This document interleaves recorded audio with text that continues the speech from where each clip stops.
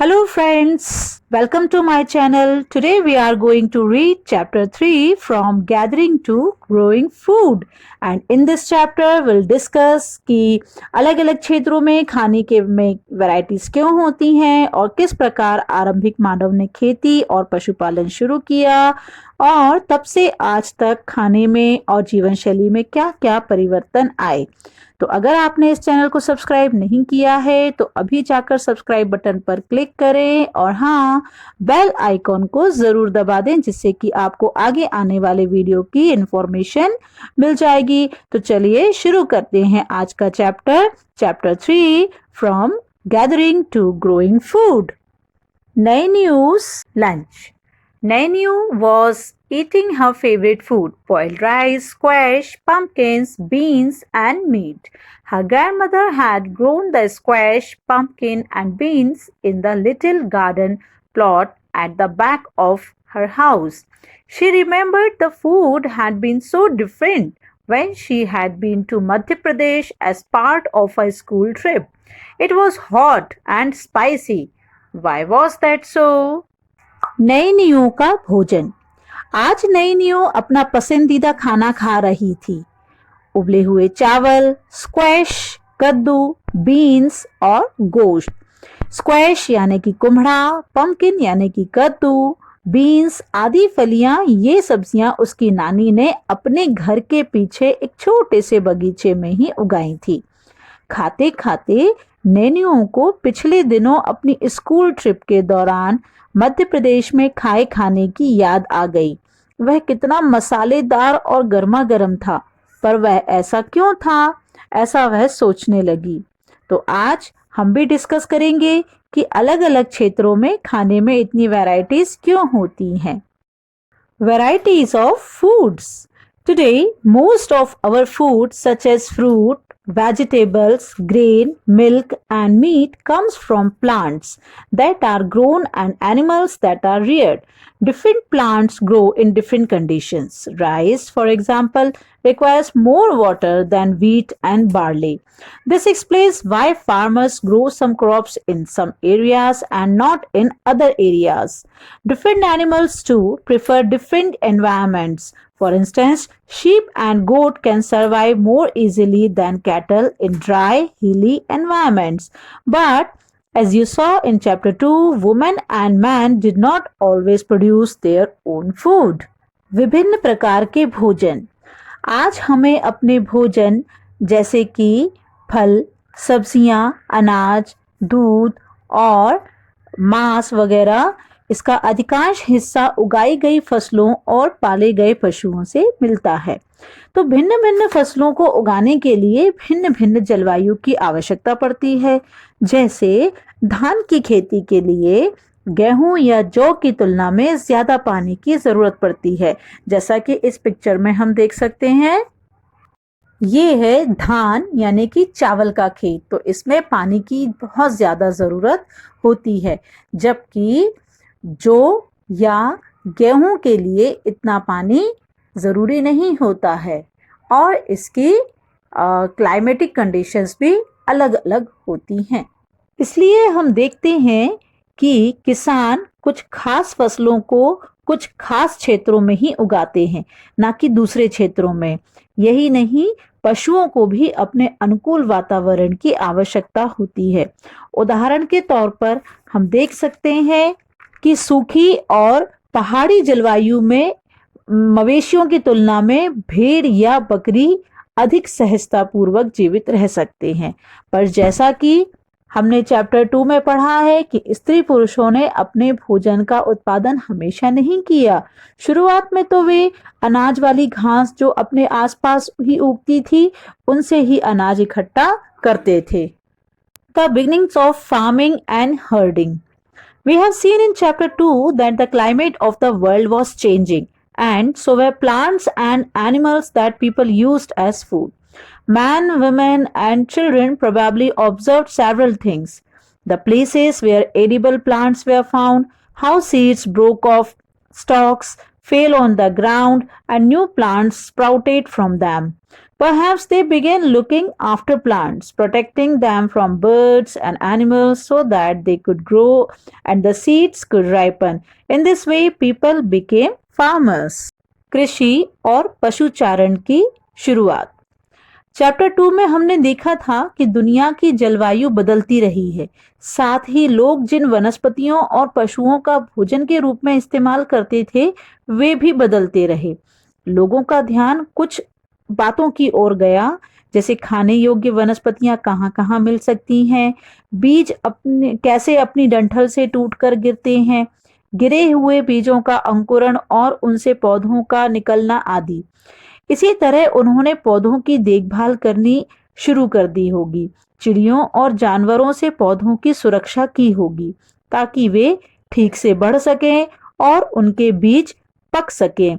इस प्रकार धीरे धीरे वे कृषक बन गए होंगे। Women, men and children could also attract and then tame animals by leaving food for them near their shelters. The first animal to be tamed was the wild ancestor of the dog. Later, people encouraged animals that were relatively gentle to come near the camps where they lived. These animals, such as sheep, goat, cattle, and also the pig, lived in herds, and most of them ate grass. Often, people protected these animals from attacks by other wild animals. This is how they became herders. महिलाओं, पुरुषों और बच्चों ने अपने घरों के आसपास चारा रखकर जानवरों को आकर्षित कर उन्हें पालतू बनाया होगा। सबसे पहले जिस जंगली जानवर को पालतू बनाया गया वह कुत्ते का जंगली पूर्वज था। धीरे धीरे लोग भेड़, बकरी, गाय और सुअर जैसे जानवरों को अपने घरों के नजदीक आने को उत्साहित करने लगे। ऐसे जानवर झुंड में रहते थे और ज्यादातर घास खाते थे। अक्सर लोग अन्य जंगली जानवरों के आक्रमण से इनकी सुरक्षा किया करते थे और इस तरह धीरे धीरे वे पशुपालक बन गए होंगे। Can you think of any reasons why the dog was perhaps the first animal to be tamed? क्या आप बता सकते हैं कि सबसे पहले कुत्तों को ही पालतू क्यों बनाया गया? तो इसका आंसर यह है कि एक तो कुत्ता आकार में छोटा होता है और उसे आसानी से रखा जा सकता है। साथ ही भेड़, बकरी और सुअर की तुलना में यह अधिक समझदार और बुद्धिमान होता है। यही वजह है कि कुत्ते को ही सबसे पहले पाला गया था। Domestication is the name given to the process in which people grow plants and look after animals. Very often, plants and animals that are tended by people become different from wild plants and animals. This is because people select plants and animals for domestication. For example, they select those plants and animals that are not prone to disease. They also select plants that yield large size grain and have strong stalks capable of bearing the weight of the ripe grain. Seeds from selected plants are preserved and sown to ensure that new plants and seeds will have the same quality. Domestication यानी कि बसने की प्रक्रिया। तो बसना यानी एक जगह पर रहना। तो लोगों द्वारा पौधे उगाने और जानवरों की देखभाल करने को ही बसने की प्रक्रिया का नाम दिया गया है। तो अपनाए गए पौधे तथा जानवर अक्सर जंगली पौधों तथा जानवरों से भिन्न होते हैं। इसकी वजह यह है कि बसने की प्रक्रिया की दिशा में अपनाए गए पौधों या जानवरों को का लोग स्वयं ही चयन करते हैं। उदाहरण के तौर पर लोग उन्हीं पौधों तथा जानवरों का चयन करते हैं जिनके बीमार होने की संभावना कम हो। यही नहीं, लोग उन्हीं पौधों को चुनते हैं जिनसे बड़े दाने वाले अनाज पैदा होते हैं, साथ ही जिनकी मजबूत डंठलें अनाज के पके दानों के भार को संभाल सकें। ऐसे पौधों के बीजों को संभाल कर रखा जाता है ताकि फिर से उगाने के लिए इनके गुण सुरक्षित रह सकें। Amongst animals, those that are relatively gentle are selected for breeding. As a result, gradually domesticated animals and plants become different from wild animals and plants. For example, the teeth and horns of wild animals are usually much larger than those of domesticated animals. Now look at these two sets of teeth. Which do you think belong to a wild pig and which to a domesticated one? जानवरों में उन्हीं जानवरों को आगे प्रजनन के लिए चुना जाता था जो आमतौर पर अहिंसक होते थे या जो हमला कर मारते नहीं थे।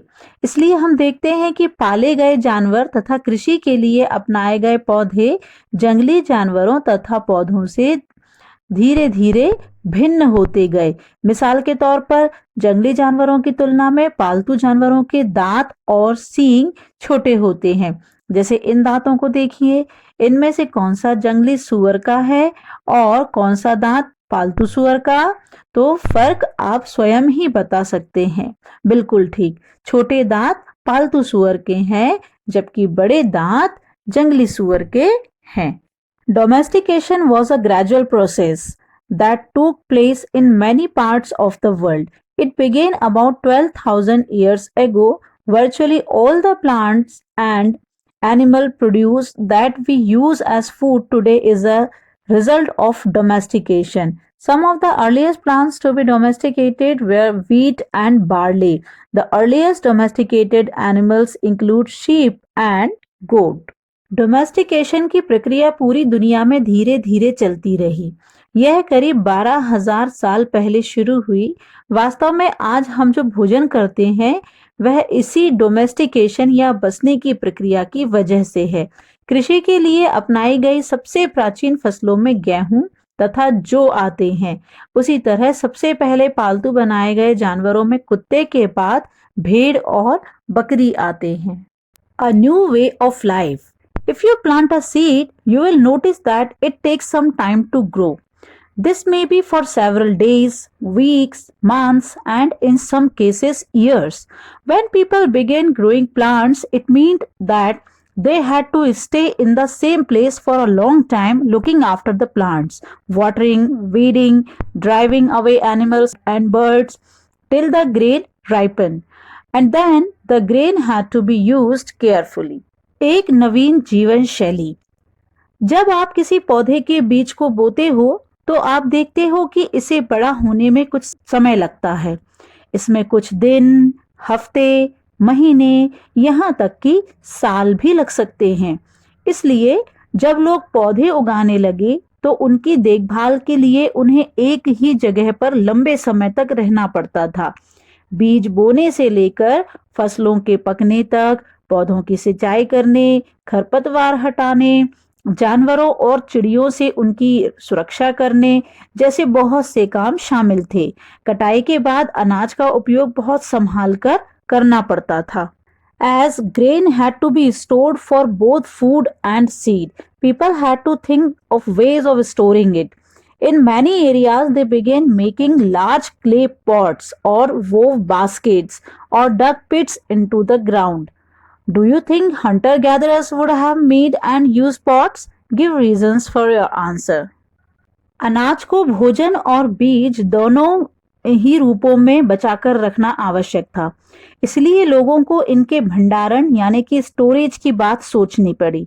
बहुत से इलाकों में लोगों ने मिट्टी के बड़े बड़े बर्तन बनाए, टोकरियां बुनी या फिर जमीन में गड्ढे खोदे। आपको क्या लगता है कि हंटर गैदरर्स बर्तन बनाते होंगे और उनका यूज करते होंगे? अपने जवाब के कारण बताइए। तो चलिए हम इनके जवाब और कारण ढूंढते हैं। तो ये हैं हंटर गैदरर्स। तो जैसा कि हमें मालूम है कि हंटर गैदरर्स जानवरों का शिकार करते थे और फल, जड़ें आदि इकट्ठा करते थे, इसलिए वो मिट्टी के बर्तनों का उपयोग नहीं करते थे। Storing animals. Animals multiply naturally.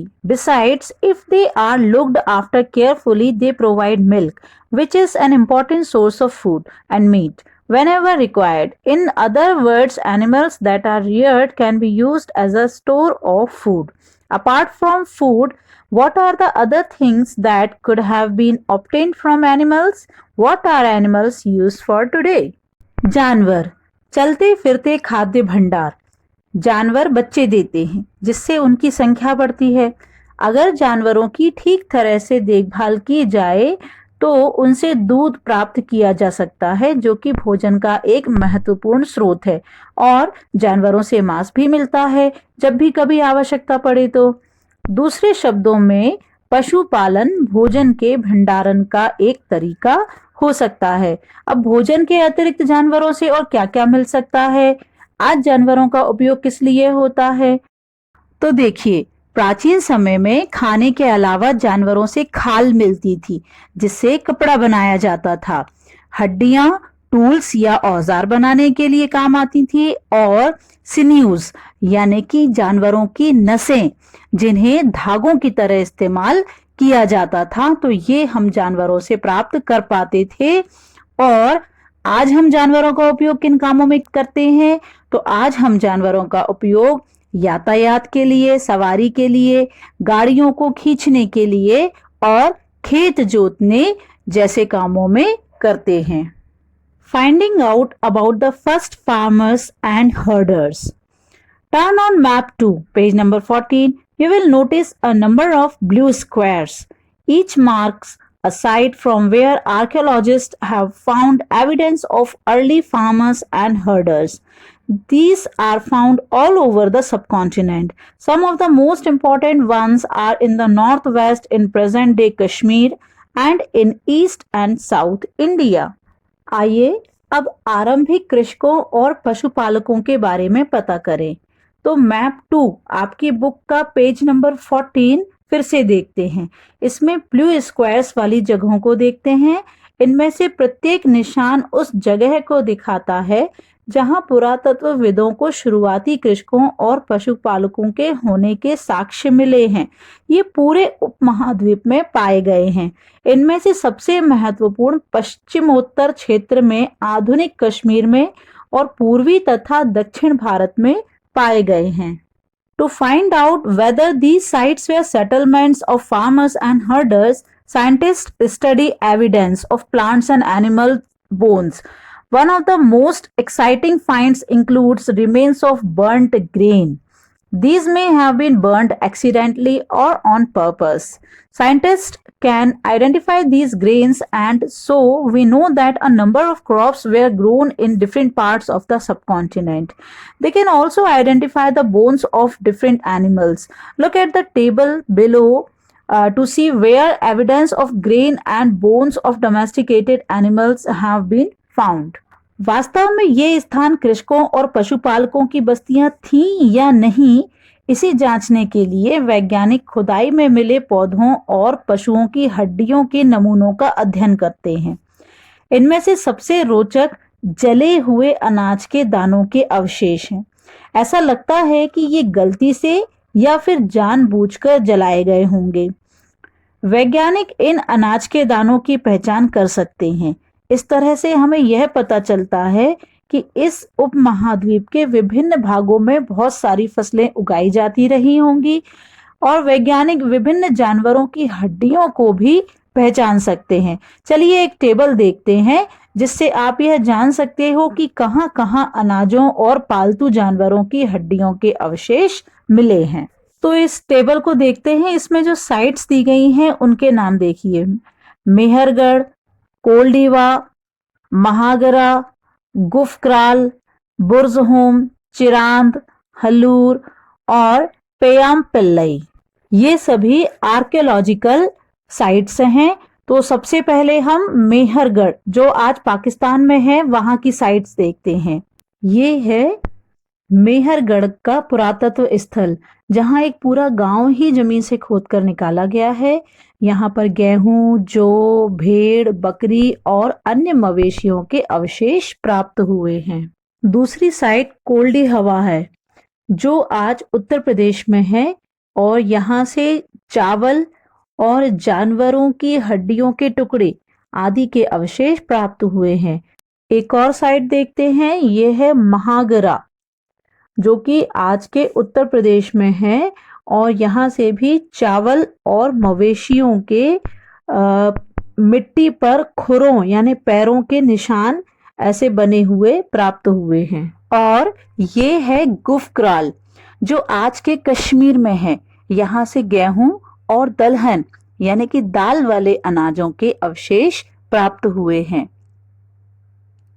और ये है बुर्ज होम जो कि वर्तमान के कश्मीर में ही है।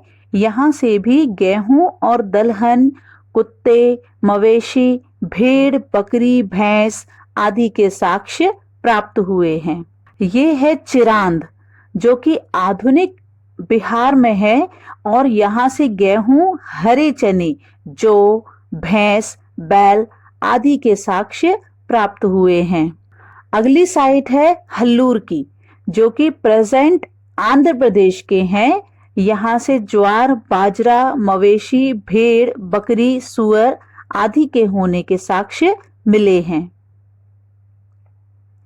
एक और साइट देखते हैं, ये है पेयमपल्ली जो कि प्रेजेंट आंध्र प्रदेश में ही है। यहाँ से काला चना, ज्वार, बाजरा, मवेशी, भेड़, सुअर आदि के होने के प्रमाण मिले हैं।